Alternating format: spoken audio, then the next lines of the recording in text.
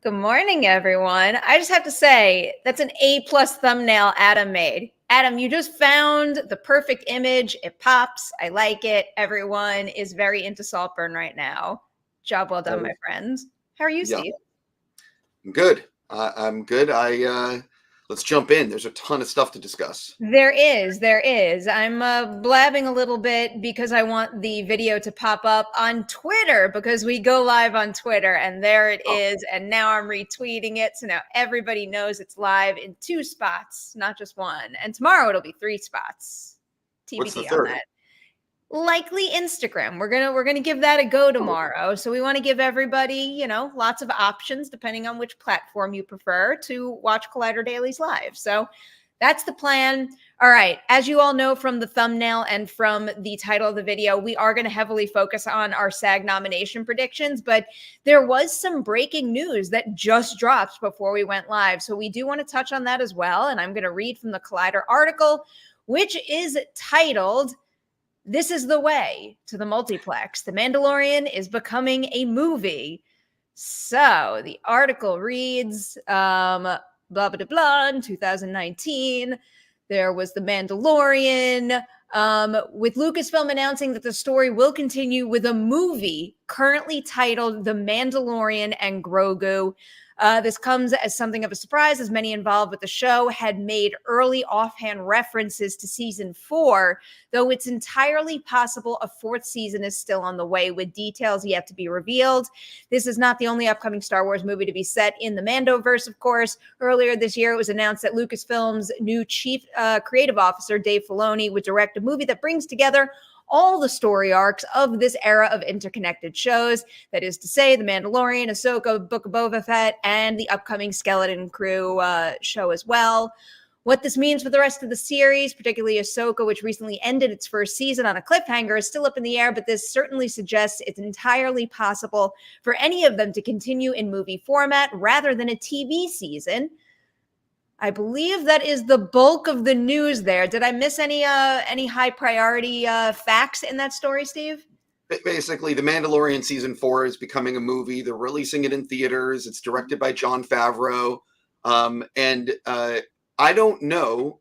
Listen, the problem with Lucasfilm and Star Wars is that they announce 1,000 movies and 0 of them get made. So it's funny that the one that they announced today is the one that's actually happening rather than the ones that they've previously mentioned. But look, I think that The Mandalorian and Grogu as a movie in movie theaters makes a lot of sense because people love Grogu. They really respond to the show. And the fact is, if you're going to make like a 2-hour Mandalorian movie, I think that the thing that can make this is that, God willing, they're telling a story that is a contained 2-hour story that is Mando on a mission, whatever it may be. But you'll be able to increase the action. You'll be able to increase the world building. God willing, they're not going to just use the volume LED technology for the whole film, and they'll do some location work in addition to the volume. But I think this makes a lot of sense. And also, I don't think they need to spend $200 million on this movie. You could probably make this on a reasonable budget, and the possibilities of it performing are pretty high. And, the other thing is The Mandalorian and Grogu, they sell a lot of toys. And ultimately, as much as people don't talk about it, but merchandise on Star Wars is very important. Ultimately, I think this is a very smart move. And it's just a question of, is this like a solo thing? How does it tie into other stuff? But I'm excited about this. I think it's a smart idea. One question based on how you started your commentary. So you do think that this spells the end for The Mandalorian in series format, that season 4 will not happen in the near future, at least? Well, first of all, this movie has been rumored for months. There's been a lot of talk online that season 4 was going to become a movie. I don't know if there'll be another season of The Mandalorian after this. I don't think anyone knows. I think they're going to figure it out. It's possible that this does huge business at the box office, and then Disney says, well, wait a minute, maybe we want to do another Mandalorian movie. I don't know. And also, the Dave Filoni movie where they're tying up all these different Star Wars threads in a movie, who knows if that even happens? Is Ahsoka going to get a season 2? There's so many question marks. The only thing for certain is that Andor season 2 is being worked on, and there's a Mandalorian movie being filmed this year, and I'm sure it'll be out next year. So that's the only two things that we all know. Well, I'm sorry. We also know Skeleton Key is coming out. True. We know The Acolyte is coming out. Yes. You know what I mean. I'm very excited for Acolyte. As far as this particular news goes, I will tap into something you brought up just now. I feel like I am not getting as excited by new Star Wars news and other franchise news out there for that matter, because of what you said, that a lot of things are announced and they don't pan out. And I feel like there's only so many times in a row you can get burned and then still get excited by the next thing they announce. So I am a little wary on this until I see it, not necessarily in its finished form, but even a trailer that intrigues me. And from the business standpoint, the thing that makes me nervous about this is, yes, The Mandalorian clearly has fans, but the fact that you're going to release a movie that demands that the widest possible movie-going audience have the knowledge of what the show has already covered worries me, because I feel like with a number of franchises out there, what they've done is with every new release, they've kind of narrowed their audience more and more and more. And I think people are repelling against the idea of feeling the pressure to watch everything that's come before. I think that is hurting a lot of film series right now. So it's going to be a challenge to build a story that can stand on its own 2 feet, but then also to convince, again, the widest possible audience that you do not have to have seen everything to enjoy this movie. You could just go and see this movie. Not that it was easy to do before, but I do think it's probably true to say it's not as easy to do, especially right now, as it might have been in the past. Listen, you hit the nail on the head. I totally agree with you. And that also goes back to what I was saying, which is you don't spend $200 million on this movie. You make this film on a reasonable budget and you don't go crazy. And when you do that, you don't have to make $1 billion at the box office. The fact is, if they're able to make this movie hypothetically at $100 million, right? You just need to make 300-400 to have this. And by the way, you don't even have to make 3. You could make like 250 because it's ultimately merchandise, theme parks, T-shirts. You got to factor all that in. And over the next 5-10 years, selling that stuff, that all comes from the movie and people loving something and wanting to buy stuff. So ultimately, they just have to make a great movie. And I definitely agree with you. You have to be able to go into this and not have seen one episode of The Mandalorian and still enjoy it. I think they can do this. I hope they've thought about this. I'd like to think that, Favreau and Filoni have, anyway, look, I'm going to give them benefit of the doubt. But again, it comes down to not overspending on this. So you don't have to make so much money and it's still profitable. Yeah, hopefully thinking all of that through. Again, though, I'm just leaning towards the idea of continuing these franchises by exploring new characters and new story threads. That way they don't have to feel the pressure of making sure that everyone either feels caught up enough or not beholden to what has been released within that little series beforehand. So listen, I agree take on the matter. I agree with you. I am curious about this in a movie theater and, we'll see what happens. Yeah.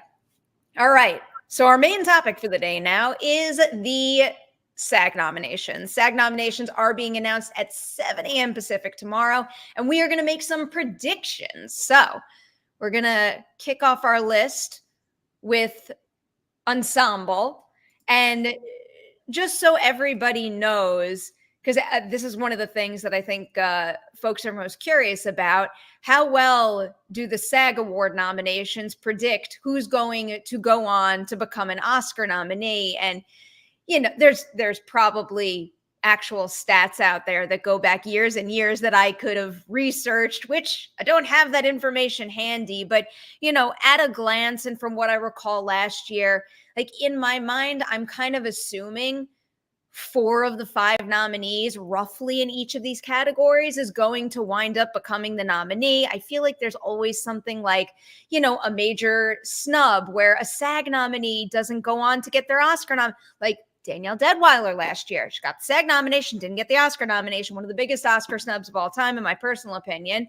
And then there's also, situations where the opposite happens, where someone winds up getting the SAG nomination, and then, someone swoops in at the last second that you didn't imagine, and they wind up with an Oscar nomination. So curious to see how all this is going to play out. So right now, with my predictions for Best Ensemble, I think that Oppenheimer and Barbie are inevitable in a number of categories. You don't separate the two. They are the movies of 2023, the highest earners, the biggest impact on pop culture. I can name so many things that could go on that list. They're getting nominated. The other one that I feel fairly certain about is Killers of the Flower Moon. I do think that there was a point in time when I thought Killers of the Flower Moon's momentum in award season might have been on the decline, except for Lily Gladstone. I was wrong, and I'm happy to admit whenever I'm wrong. I think it's the opposite. I think it has held steady, if not increased its momentum. So Killers of the Flower Moon. The last two spots are my toss-up. Right now, I think I'm sticking with Poor Things. I think there's a lot of love for Poor Things and the bold performances in that movie.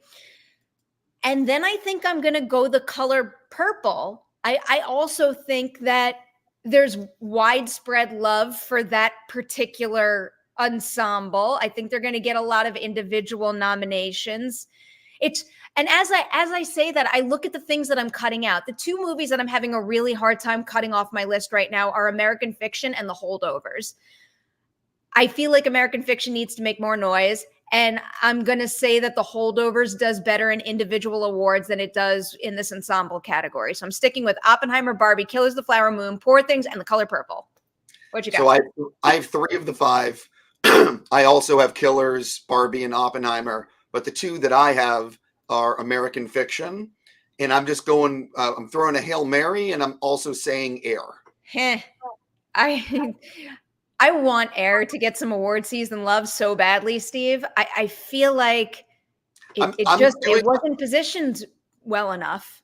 Sure. I'm putting it in there just because I thought it was excellent. I thought the cast was excellent, and that's just my prediction. And obviously these are predictions, and but I don't hear enough buzz on Color Purple from anyone. And in terms of, like, I just don't hear it. No, I don't. In terms of, like, best cast, and I just, again, I could be wrong.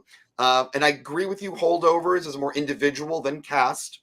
And the fact is, I think Poor Things could easily get in, but for some reason, I just went with Air and American Fiction. Well, one thing everyone should keep in mind is that the Best Ensemble Award is usually a pretty good predictor of what's going to go on to get a Best Picture nomination. It's pretty important to get this particular nomination if you want to remain hopeful about your Best Picture nomination chances. So in the case of The Color Purple, right now I do have it towards the bottom of my list for the Best Picture Oscar nomination.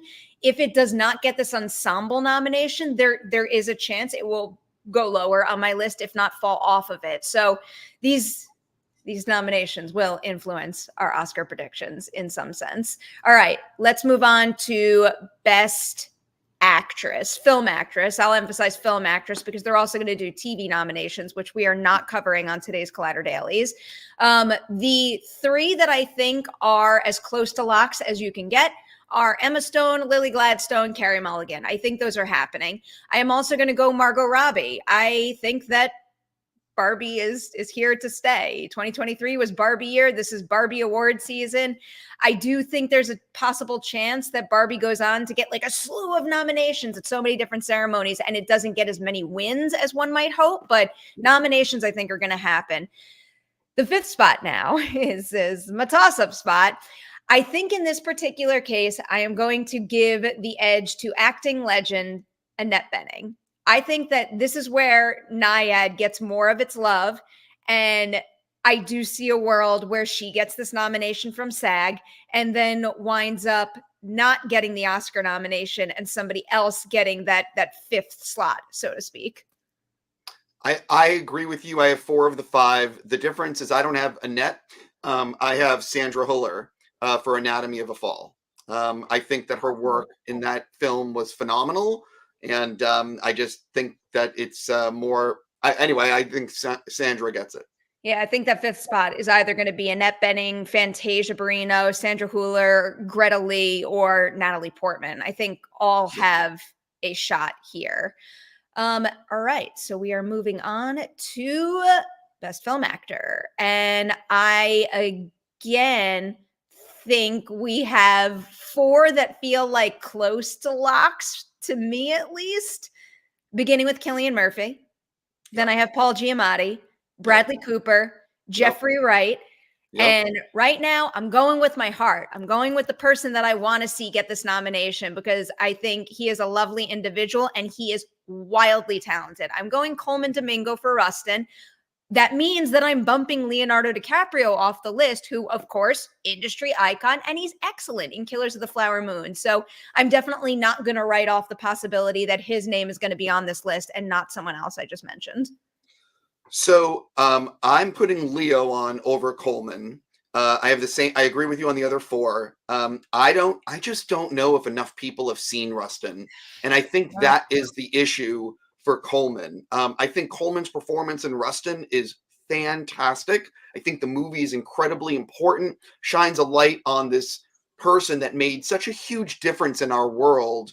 And I think, again, I think Coleman is tremendous. And I don't even think Leo is like amazing in Killers of the Flower Moon. I just think everyone saw the movie and it's Leo and it's almost like people are just going to put his name down. So that's my take on it. But if Coleman got it over Leo, I'd be fine and I'd be happy. His performance is great. So badly. Some other names worth keeping an eye on, even though I really do think that this category has kind of been narrowed down to the 6 of them at this point. There's a lot of chatter about Zac Efron for the Iron Claw, Andrew Scott, of course, who is awesome in All of Us Strangers. I wish that movie was getting more attention than it has been. Everyone's very high on Saltburn right now, and Barry Keoghan's name is in the mix. And I think that might be it for the next tier of potential nominees. But again, I am leaning towards us having pinpointed the right potential 6. And by the way, if Barry got nominated, listen, I love Barry's work. I think Barry's such a gifted actor, but who is he bumping? Like, and again, I wonder if Saltburn is also appealing to like a younger audience in terms of actors. I don't know. I just don't know who he bumps. It's in my opinion, at least, it's Coleman and or Leonardo DiCaprio. I think the two of them are towards the bottom of the list and the ones that would be replaced by maybe somebody else that was just named. But we shall see tomorrow at 7 a.m. Next up, we're on to film supporting actress. I, again, think we have 3 that feel like they have very, very, very good chances of getting these nominations. Divine Joy Randolph for The Holdovers, Danielle Brooks for The Color Purple, Emily Blunt for Oppenheimer. Here's where things get a little messy. I do think that Jodie Foster gets in for Naiad. 1, because she's incredible in the role. 2, because this industry has a significant amount of respect for her. 3, because I love Naiad. It was one of my favorite films of last year. I thought it was exceptional. One of the biggest takeaways for me, and I suspect many others share this takeaway, is that Bonnie Stoll has just like this infectious, undeniably lovable way of supporting her best friend. And I walked out of that movie thinking to myself, like, man, what I would give to have a friend like Bonnie, you know? And I feel like if you walk away from that movie with that in your mind, her performance is going to be on the top of the mind come nomination time.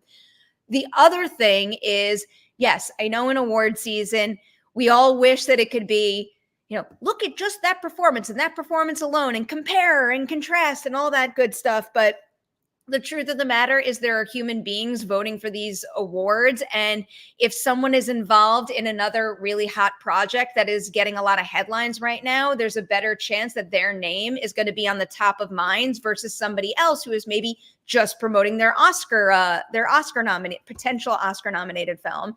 In Jodie Foster's case, she is a true detective out So there's a lot of headlines with her name in it, praising her work in that show, and that could only help her chances here. And then I'm going to go for, again, industry icon in my 5th position. Right now, I'm giving this to Julianne Moore for May, December, but I do think there's other people that I will put on my Oscar list. I agree with everything you said, except I put America Ferrera for Barbie instead of Jodie Foster. Oh, Yeah. So you have Julianne Moore. Oh, yeah. I have Emily, Danielle, Divine, Julianne. The only difference is I have America Ferrera for Barbie because her speech in that film is so amazing and so memorable. I still think about it. Like, it's just too good. And her delivery of that scene is one of my favorites of the year. And I just think that it's just that emotional reaction gets her in. She's my number 5 for my Oscar nomination picks. I fear that here that might not be enough. Oh, by Maybe the way, that's not the right phrasing, but yeah, I know what you're saying, but this is my 5. Obviously, I could be all the points you made about Jodie Foster. I'm like, oh wow, maybe I did this wrong, but this is just what I have. Yeah. In this case, my prediction is that Julianne Moore and America Ferrera flip-flop. I give Julianne Moore the SAG nomination, but I give America Ferrera the Oscar nomination at this point in time. Again, literally anything can change at any moment. All right. That brings us to film supporting actor. Let's see what we got here.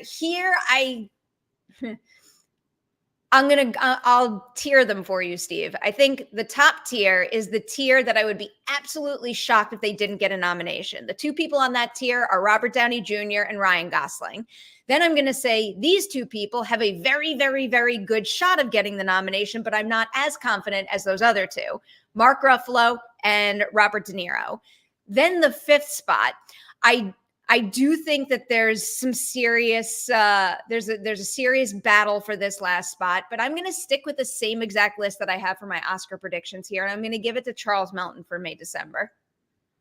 Yeah, so basically we're very close. I have Robert, Ryan, Charles, and for some reason I went Willem Dafoe. I just don't see Wait, you said you went Robert, Ryan, and Charles. So you bumped Mark. You think that Willem Dafoe is going to get nominated over Mark Ruffalo? Yeah, that's true. No. Yeah, again, this is me going crazy. I like throwing the dice and seeing what's going to happen. But okay, I went with Willem. I think there's a chance that Willem could get the spot over Charles Melton, but I don't see Mark Ruffalo falling off this list. The other names worth keeping an eye on in this category are Dominic Sessa for The Holdovers, and the person that I really want to see get a nomination, but is definitely on, the lower end of the possibility list right now. It's Sterling K. Brown for American Fiction. I love how he took what was on the page, an excellent script, and just really made that role feel like his own. And he just breathed so much life and unique energy into that film. I really do feel like he should be honored for that performance. Listen, I loved his work in the film. I'd love to see him nominated. I don't know. Yeah, I don't have him on my list right now, but I want him to be on it so badly. Yeah. All right, that brings us to the stunt category. So with this one, here's where we'll likely see a lot of our, big franchise movies, superhero movies, all that stuff. I think it is inevitable that Mission Impossible Dead Reckoning Part 1 is on the list. I think it is highly likely that Guardians of the Galaxy Volume 3 is on the list. I also see Blue Beetle getting on this list. Oh no. I'm gonna go. Those 3 feel good. It does feel like, even though Ferrari in most categories is like a little bit of a blip on the radar as far as awards things go, I do think it's going to get recognized for stunts. No. And then I think I'll give the last spot to The Creator. Well, first of all, I think you're out of your mind. Let's start with that, because how do you not have John Wick Chapter 4? Was that last year? Oh. Am I blowing this? No, that's this year. It was last year. Sorry, this is what happens when, for whatever reason, Gold Derby doesn't have the lists. Like this category isn't on my gold derby for some reason. So I'm looking at an unusually formatted document right now. I guess you are. Ooh. I have to look at Yeah, my I have a phone. hard time. I have a hard time not imagining John Wick 4 getting on this list. That's a good point. The other ones that I had I'm noted, trying to remember when it came out because I'm so lost. it's a 2023 movie for sure. The other movies that I was thinking about for this category are possibly Dungeons and Dragons and Indiana Jones, Dial of Destiny, but those two I did bump off. If I were to bump off something, I'd probably bump off Ferrari and put in John Wick 4. But I want to keep Blue Beetle and The Creator. So I have The Creator, Extraction 2, John Wick 4, Mission Impossible, Dead Reckoning Part 1, and I only put down 4 but I think Guardians of the Galaxy could get it. I don't see Ferrari getting it. I don't see Blue Beetle getting it. I think the 4 that I mentioned are like, I'm very confident in the 4 that I mentioned. And then the 5th, I'm not sure.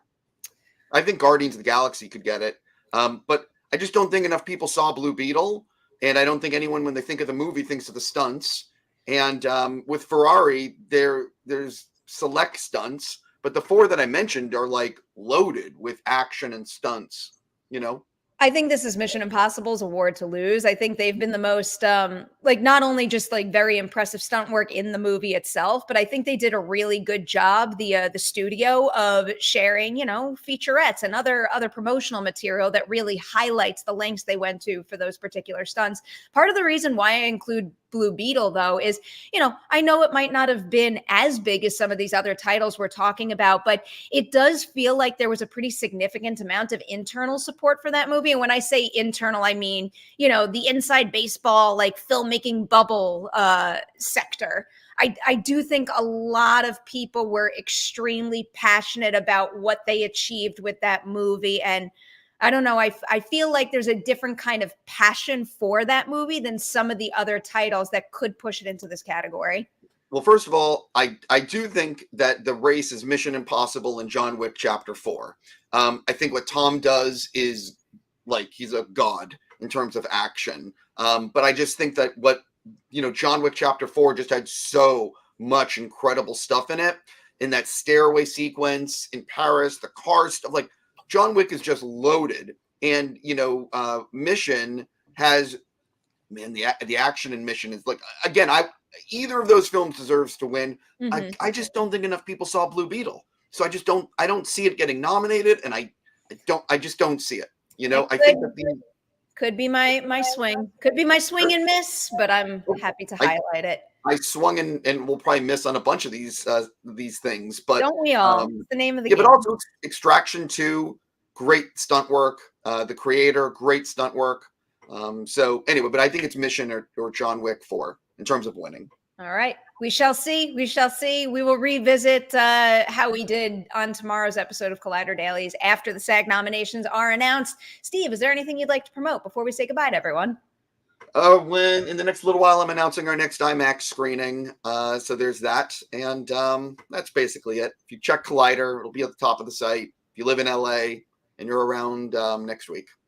Good stuff. Good stuff. I will say, go check out my Good Grief interview.